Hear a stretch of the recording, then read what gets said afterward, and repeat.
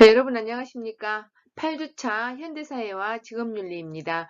자, 원래는 8주차는 중간고사를 보는데 학교에서 중간고사를 안 봤으면 하고 이렇게 권하더라고요. 그래서 중간고사를 없애고 그 대신 기말고사는 12월 끝나는 무렵에 15주차에는 대면으로 기말고사를 보도록 하겠습니다. 가장 큰 교실을 학교에 연락해가지고 이렇게 좀 한 칸 띄었다가 앉으면서 이렇게 시험을 보도록 하겠습니다. 근데 48명이나 되다 보니까 이 장소에서 시험을 볼 학생들이 있나 싶기도 하고 걱정은 됩니다만은 어찌됐든 기말고사는 대면 수업으로 볼 것입니다. 제 계획입니다. 이제 우리나라는 그나마 조금 그 코로나가 확진자들이 두 자리 숫자인데 지금 프랑스 같은 경우는 너무나 많이 발생이 되니까 그 봉쇄령을 내려버렸잖아요. 어디 못 나가게 해버리잖아요. 미국도 뭐 5만 7천, 인도 6만 2천, 브라질 2만 4천, 러시아 1만 4천. 오늘은 적게 됐네요. 엄청나게 막 몇만 명씩 지금 이렇게 확진자가 생겨버려서 지금 너무 걱정이 되는 거예요. 우리나라도 걱정이 되지만 전 세계적으로 이렇게 돼버리면 어떻게 되겠어요? 나라와 나라 사이에 무역도 없어지고 누가 뭘 사겠어요? 먹고 사는데도 지금 힘들어 죽겠는데 무역이 되겠으며 뭐가 되겠어요? 그래서 아, 그 세계적인 공황이 다시 찾아오지 않을까. 그렇다면 일자리는 점점 잃어갈 거잖아요. 그래서 이게 길어지면 안 되는데, 백신이 곧 나와야 된다고는 하는데, 4월 달에나 나온다고 하지, 어쩌지.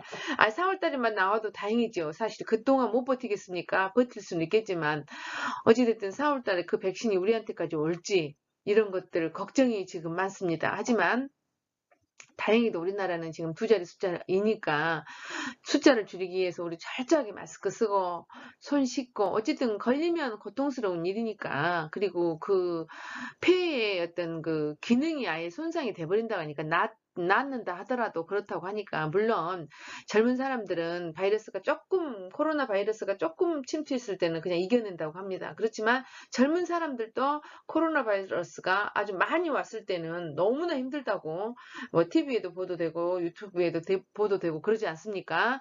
그래서 우리가 조금 더 조심해야 되지 않을까 싶습니다. 그래서 저 같은 경우도 교회를 나가는데 교회도 지금 이제 통 안 나가다가 이번 주에 처음으로 한번 나갔습니다. 그러나 교회도 뭐 철저하게 한 칸 띄고 그 다음 칸 띄고 해서 2층까지 아주 철저하게 숫자를 제한해서 마스크 쓰고 뭐 손소독 당연히 하고 이런 식으로 해서 지금 보고는 왔는데 아예 아무것도 안 하고 뭐 막수도 안 하고 이렇게 해서 목사님 말씀만 듣고 왔는데 지금 모든 모임들을 조금 조심하고 그래야 되지 않을까 싶습니다. 그래서 여러분들이 조금만 더 참아야 된다는 말씀 드리고 싶습니다. 자, 현대사회와 직업윤리에서 이번에는 엔지니어 윤리에 대해서 공부를 할 겁니다. 엔지니어 정의와 특성도 공부할 것이고 엔지니어의 윤리 사례를 여러분들한테 한번 보도록 하겠습니다. 자, 그렇다면 엔지니어의 정의와 특성을 한번 보도록 하겠습니다. 엔지니어의 윤리는 엔지니어의 스스로 반성해보는 윤리이기도 하지만 일반인이 요구하는 윤리이기도 하다. 왜냐하면 엔지니어가 하는 일에 영향을 받지 않는 사람은 없으므로 요구가 가능하다고 지금 말하고 있는 것입니다. 자, 엔지니어란 그렇다면 무엇인가?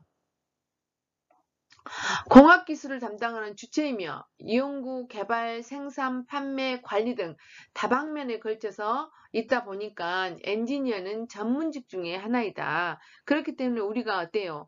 요구할 수 있다라는 겁니다. 엔지니어를 우리는 떠나서 살 수가 없습니다. 엔지니어들이 모든 걸 만들어내기 때문에 그래서 우리가 요구하는 엔지니어한테 요구하는 윤리도 있다라는 겁니다.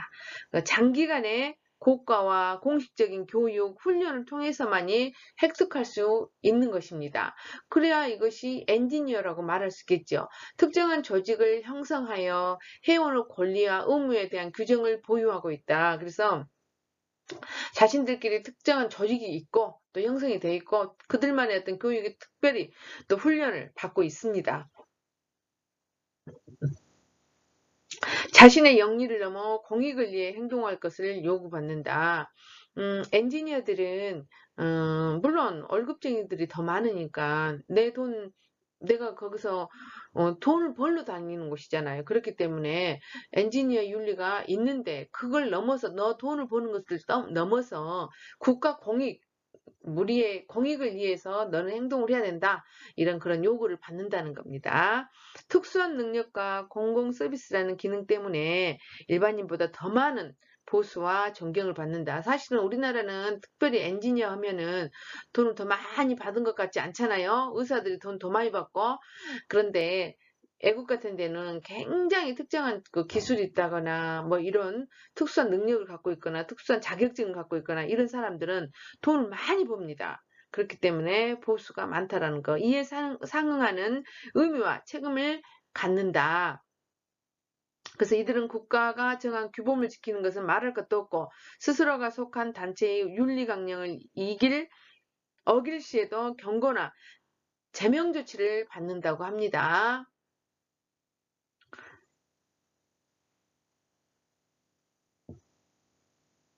그래서 엔지니어가 되기 위해서는 그 나라마다 다르지만 특히 그 우리나라는 보통 건축가가 4년, 6년 된 데도 있습니다만 외국 같은 경우는 거의 건축가는 6년입니다. 그만큼 교육 기간이 길어요. 그래서 엔지니어가 되기 위해서는 4년 또는 6년 동안의 교육을 필수적으로 받아야 된다는 겁니다. 그래서 이제 자격증을 한번 보도록 하겠습니다. 그래서 엔지니어의 윤리의 정의와 특성은 엔지니어는 특별한 어떤 공익을 우선을 해야 된다라는 것이 지금 나와 있습니다. 오늘은 여기 자격증에 대해서 책에 대해서 자세히 설명하고 있습니다. 자격증에 대해서 한번 살펴보도록 하겠습니다. 면허증과 자격증의 차이점은 면허증이 없으면 법적으로 관련된 일을 할 수 없지만 자격증이 없다고 해서 꼭 그 일을 할 수 없는 것은 아닌 것입니다. 자격증은 자신의 실력이 어느 정도 이상이 됨을 공인해서 보여주는 역할을 한다고 할 수 있겠지만 예를 들어서 이제 운전면허가 없다. 그러면 운전면허는 면허증이잖아요. 그렇기 때문에 운전을 할 수가 없지요. 워드 프로세스 자격증이 없다고 해서 우리가 워드 프로세스를 다룰 수 없는 것은 아니잖아요. 그래서 면허증하고 자격증은 약간의 차이가 있다. 이제 의사 면허증이잖아. 운전 면허증이잖아요. 이런 것들이 있다라는 겁니다. 예를 들어서 그 예로부터 침을 우리나라는 그 한의학이 발달돼서 침수를 미리 배운 사람들이 있었잖아요. 그 사람들이 이렇게 자기들끼리 계속 연결돼 갖고 있는데 그 사람들은 의료행위다고 지금 못하게 하고 있습니다. 우리 어렸을 때만 해도 한의대를 나오지 않은 사람이 거의 없으니까 한의대가 생긴 지가 얼마 안 되니까 침수르가가 의료행위를 했었어요. 근데 지금은 의사 면허증이 없기 때문에 못합니다. 침수를 놓으려면은 한의사 면허증이 있어야 됩니다. 그래서 면허증과 자격증에 차이가 있다. 이제 또 비평하는 사람도 있습니다. 자유지상주의적 경향을 띤 학자들은 면허증 제도에 대해 반대한다. 예를 들어 고객들이 어떤 의사를 선택할지는 자유시장에 의해 결정하도록 해야지 정부에서 면허를 사용한 의사만 치료행위를 할 수 있도록 법으로 정한 것은 자유시장에 대한 국가의 개입이고 독점 서비스라는 것이다. 물론 면허 제도를 운영하는 것은 무능한 행위, 예를 들어서 돌팔이라고 흔히 말하잖아요. 침술가 돌팔이들 잠시 해가지고 뭐 하는 사람도 있잖아요. 때문에 생기는 피해를 미연에 막기 위해서 일 것이다. 그러나 면허 제도를 반대하는 쪽은 비록 무능한 직업인이라고 하더라도 비용을 덜 들이고 질 낮은 서비스라도 받으려는 고객의 자유 선택을 존중해야 된다고 주장한다.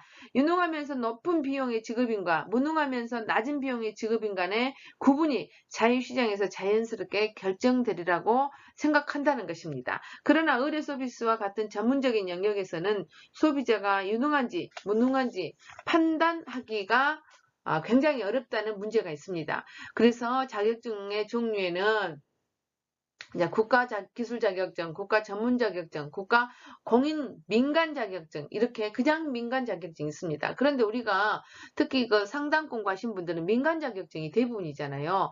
자격증이라고 생긴 것은 뭐 청소년 상담 자격증 그거 하나가 거의 국가 공인이고 거의 민간 자격증입니다. 근데 그것을 국가가 공인해 줬는가 또 달라집니다. 국가 공인 민간 자격증도 있으니까요.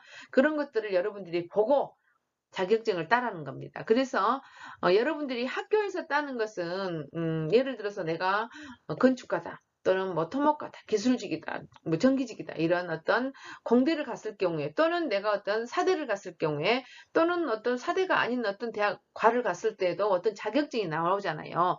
예를 들어서 간호사 자격증, 뭐 교사 자격증, 이런 것들이 나오잖아요.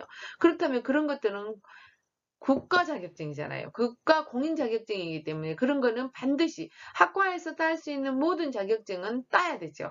그래서 대학 시절에 가장 해야 될 것 중에 하나가 학교에서 주는 것, 내 과에서 주는 자격증은 무조건 따야 된다.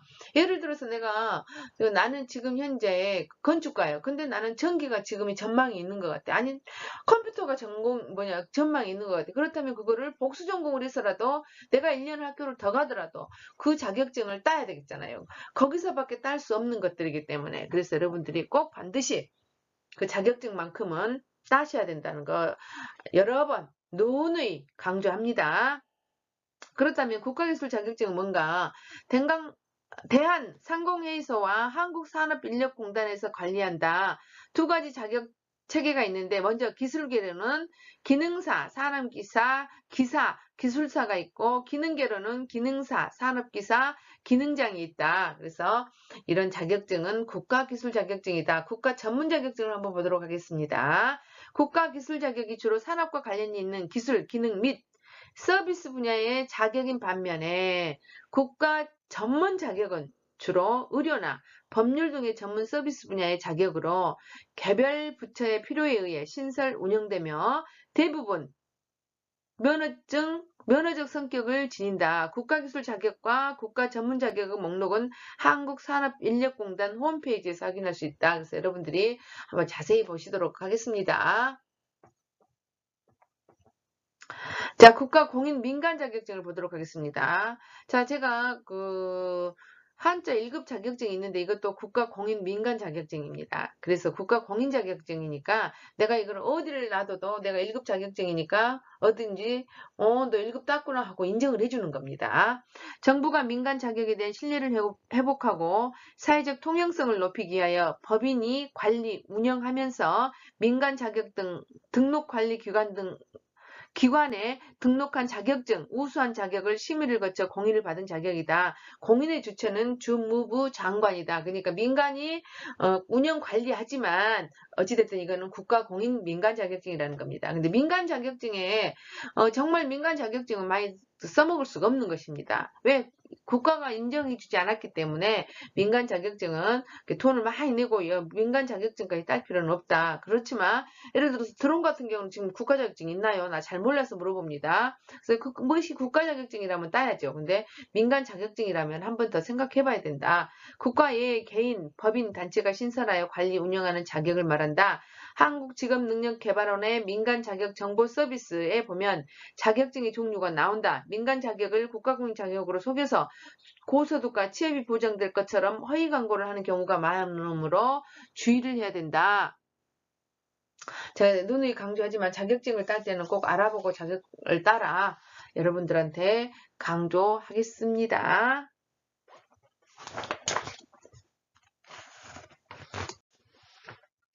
자, 엔지니어의 윤리를 어디까지 우리가 볼 것인가 한번 여기에 한번 보도록 하겠습니다. 기업에 고용되어 있는 엔지니어가 과연 책임을 질 수 있는 존재인가? 내가 이제 어떤 자격증을 가지고 취직을 했어요. 근데 그 취직을 하는데 나는 월급쟁이잖아요. 근데 내가 어디까지 책임을 질 수 있는가? 또는 만약 그렇다면 엔지니어에게는 어느 정도의 책임이 있는가? 엔지니어는 고용주와 사회에 대한 책임 중에 어떤 것에 더욱 성실해야 하는가? 예를 들어서 내가 봤을 때 이거 조금 정확하지는 않지만 이거는 조금 더 결함이 있을 것 같아. 그래서 회사 측이 이야기를 했단 말이에요. 근데 회사 측에서 별거 아니구만 하고 넘어가 버렸어. 근데 나는 늘 찝찝해. 이럴 때 내 어떤 마음 어쩌겠어요. 굉장히 갈등이 있겠지요. 그래서 회사에서 아이고 괜찮았구만 그랬으니까 그냥 넘어가 버려야지 이런 사례가 더 많겠잖아요. 왜냐하면 나는 월급쟁이니까. 그리고 거기에 속해 있으니까. 자, 엔지니어의 단체는 구성원의 윤리적 갈등을 조정하는 데 어떤 역할을 할 수 있는가. 그러니까 엔지니어들의 어떤 단체가 있어야 된다는 겁니다. 왜냐하면 내가 지금 문제를 제기를 하고 싶은데 어떻게 할 데가 없어. 그래서 회사에 하면 나는 곧 잘릴 것 같아. 그래서 자기들끼리 어떤 단체, 이런 것들도 반드시 있어야 된다는 겁니다. 다만 엔지니어들은 전문 지식 때문에 무엇이 문제인지 더 잘할 수 있다는 위치에 있기 때문에 더 그잖아요. 우리는 모르니까 어떤 거에 대해서 갈등도 없지만 엔지니어들은 전문 지식을 갖고 있기 때문에 이것이 결함이 있을 것 같은데 이거 좀 더 해야 되는데 이런 생각들을 많이 한단 말이에요. 그래서 이 사람들은 전문 지식을 갖고 있기 때문에 문제가 더 많이 발생할 수 있다라는 겁니다. 그렇기 때문에 이 엔지니어를 우리가 보호를 해야 되겠죠. 그래야 이 사람들도 정확하게 소신껏 말할 수 있지 않겠습니까? 그래서 이게 참 문제가 된다라는 겁니다. 다만 엔지니어들은 전문 지식 때문에 무엇이 문제인지 더 잘할 수 있는 위치에 있다는 점이다. 기업의 맹목적인 성실성을 말하는 것이 아니라 그 일이 공공선에 부합할 때의 성실성이다. 대형 사고와 위험을 사전에 인지할 수 있는 기술 지식을 보유하고 있으므로 사회적 책임을 최우선적으로 고려해야 할 의무가 있어야 하고 양심에 벗어나는 부도덕한 행위에 대해서는 문제를 제기해야 한다는 말도 맞지만 그렇게 해야 돼. 하지만 고용이나 승진의 불이익을 받는데도 그것을 강요할 수는 없다. 너 그거 했다고 해서 너 진짜 까탈스럽다. 그냥 넘어가라 해도 왜 그래 하고 자꾸 회사에서 태클을 건단 말이야. 그러면은 나한테 불이익이 당하잖아요. 그래서 그냥 넘어가 버릴 수 있다라는 겁니다. 그래서 우리가 이 엔지니어들에게 어디까지 그 윤리를 적용해야 되고 어디까지 윤리를 너 해야 돼. 공익을 우선해야 돼. 라고 강제할 수 있는가. 이것도 애매한 문제라고 볼 수 있습니다.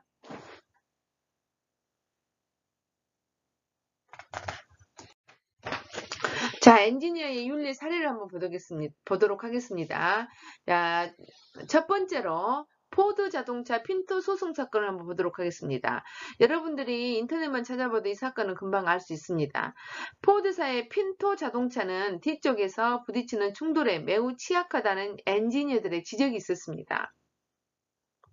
이는 단 11달러로 수정 가능한 것이었으나 이는 시정되지 않은 채 수년간 방치되었고 1978년 8월에 핀토가 추돌 하여서 연료 탱크에 불이 나 타고 있던 3명이 숨지는 사건이 발생했습니다. 결국 포드사는 어떻게 됐을까요? 결국 포드사는 사고로 인한 미필적 고의에 의한 살인 혐의로 기소되었습니다. 피고용인의 이치에 엔지니어들은 안전장치를 하면 사고를 예방할 수 있다는 사실을 이미 알고 있었으면서도 현실적으로 유용한 행동을 취하지 못했습니다. 물론 지적은 있었어요. 지적이 있었는데 위험한 상황인 것 같다 그랬더니 이 정도면 괜찮지 하고 그냥 넘어가 버렸어요. 근데 어떤 누군가가 이거 안 됩니다. 이건 11달러면 보충하는데 해야지요. 강력하게 누군가가 주장을 했다면 물론 승진에 불이익을 당하겠지요. 저 녀석은 저런가. 그랬다면 이런 사람이 죽는 일은 없었지 않았을까. 그래서 여러분들 정말로 어떤 그 엔지니어들은 높은 도덕을 요구합니다. 죽지 않았을 거잖아요. 그래서 미필적 고의에 의한 살인 혐의로 기소되고 말았습니다. 그 다음에 성수대교 붕괴 사고를 한번 보도록 하겠습니다. 이건 우리나라에 있었던 일입니다. 1994년 10월 21일 한강 성수대교가 붕괴되어 32명이 사망하는 사고가 발생했습니다. 성수대교는 1970년대에 시공되었으며 당시 농지정리를 하던 동아건설은 공화당의 정치자금을 제공하는 조건으로 공사를 수주할 수 있었습니다. 공사의 전 과정은 권력층의 비호 아래 진행되었으며 감리 절차가 생략되고 준공 시에 안전검사도 실시되지 않았습니다. 그리고 붕괴될 때까지 15년 동안 단 한 번의 안전진단도 실시되지 않았습니다. 붕괴 2년 전인 1992년에 택시 기사들이 이상 징후를 발견하고 서울시에 신고했지만 전문적인 안전진단은 실시되지 않았습니다. 성수대교는 시공 당시부터 건설 과정과 준공 그리고 일반 관리에 이르기까지 지침을 무시하였으며 이 과정에서 전문직 기술자들의 문제 제기나 폭로는 전혀 없었습니다. 이런 일이 있고 말았습니다. 그렇기 때문에 어쨌습니까? 32명이 사고 났죠. 가던 차가 거기서 빠져버렸으니, 가던 차가 거기서 다리 끊어져 버렸으니 어찌게 됐겠습니까? 난리가 아니었겠죠. 그래서 이런 일이 대한민국에 있었다는 겁니다. 권력을 뒤에 두르고 이런 시공을 했다는 것이 있을 수나 있는 일이겠습니까? 말도 안 되는 일이죠. 지금은 많이 입찰제이기 때문에 입찰제라고 표현한가요? 아무튼 자기가 얼마에 넣겠다, 얼마 이 정도는 내가 이거 공사를 하겠다 이렇게 하잖아요. 옛날에는 제일 싼 사람한테 저가에 매입을 했는데 이제 이 건설사들이 어떻게 하냐면 예를 들어서 이 공사는 한 200억 정도만 할 것 같다 했을 때 그 200억에 가장 가까이 낸 사람을 입찰을 해줍니다. 이런 제도로 바뀌었습니다. 옛날엔 제일 저가에게 입찰을 했는데 지금 그렇지 않습니다. 그래서 예를 들어서 예가가 한 500억이다. 그러면 500억에 가장 가까이 쓴 사람. 물론 이제 자격은 다 돼야 되겠죠. 이런 사람을 입찰을 한다고 합니다. 그래서 지금은 많이 바뀌어서 이렇게까지 붕괴되고 이렇게까지 하지는 않을 거라고 생각이 됩니다. 물론 백화점 붕괴 사건도 있잖아요. 자, 그 다음에 이제 세 번째 우주왕복선 챌린저호에 대해서 이 사고에 대해서 한번 보도록 하겠습니다. 저는 직접 TV에서 봤습니다. 1986년 1월 28일 날 미 우주왕복 챌린저호가 발사 후 75초 만에 폭발하여 승무원 7명이 전원 사망한 사건이 발생하였습니다. 주 엔진에 부착된 2개의 로켓 부스터를 조립하기 위한 고무조각이 0도씨 미만 온도계에서는 같은 비율로 팽창하지 않으므로 이음새 사이에 틈이 생기고 이 사이로 가스가 새면서 화염이 번지게 되어 액체 수소를 실은 연료 탱크가 폭발한 것입니다. 그런데 이 부품을 생산한 모턴 티오클사의 몇몇 엔지니어들은 1985년 1월에 이미 그 결함을 발견하여 경영진에 보고하였습니다. 그러나 10월 7일 전문가 회의에서 나사 측에 보고하고 발사 연기를 건의하였으나 수용되지 않았습니다. 자사의 제작 장비에 중대한 결함이 있다는 사실을 드러내고 싶지 않았던 티오콜 경영진은 문제를 제기한 엔지니어들에게 침묵을 종용하였고 결국 챌린저호는 전 세계인이 지켜보는 가운데 산산조각이 나고 말았습니다. 여러분 어떠세요? 거기에 엄마도 탔고 예를 들어서 우주잖아. 우주로 가기 때문에 과학자들이 탔을 거 아닙니까? 그 과학자를 타면서 엄마한테 빠이빠이 하면서 그 얘들도 지금 생각이 나요. 제가 대학교 다닐 때인데 그 얘들을 엄마한테 이렇게 가족들이 나와가지고 그 발사한 장면, 이런 것들이, 근데 바로 하늘 위에서 75초 후니까 하늘에서 폭파가 돼버린 거예요. 그래서 얼마나 기절했겠어요. 그런 사람들은 굉장히 큰 트라우마가 지금까지도 있지 않을까 싶습니다. 그래서 이런 일이 있을 수 있다는 겁니다. 이미 문제 제기를 했으나 수용되지 않은 케이스가 챌린저호지요. 물론 포드사도 엔지니어들을 말은 하긴 했습니다. 그래서 핀토 소송 사건과 성수대교 붕괴 사건에서는 엔지니어들이 어떤 위험을 알면서도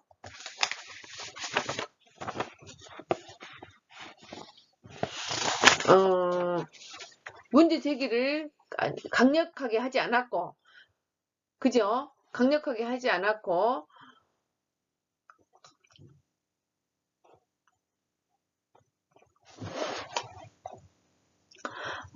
챌린저 사고에서는 문제를 강력하게 주장을 했으나 어째요? 수용이 되지 않은 케이스잖아요. 그래서 물론 제일 먼저 엔지니어들이 알잖아. 이거 안 됩니다 라고 말을 했어요. 분명히. 그런데도 불구하고 그냥 넘어가 버렸고, 성수대교는 아예 어딨어요? 준공검사도 없는 그런 그 공사가 어디가 있겠습니까? 15년 동안 단 한 번도 안전지도를 하지 않은 것이 어디가 있겠습니까? 이건 말이나 됩니까? 이런 사건들이 있었다는 겁니다. 1992년에 택시기사가 이런 직무가 있다. 그때 서울시에서 그때만 했어도 이런 사고는 나지 않았을 거 아닙니까? 그런데 전부 다 문제를 다 넘어가고 말았던 것입니다. 그래서 결국은 32명이나 죽고 말았지요. 이런 경우가 있습니다. 그래서 우리가 앞으로 이런 경우, 그래서 엔지니어에게 특히라도 윤리가 더 많이 요구된다라는 것을 말하고 있습니다.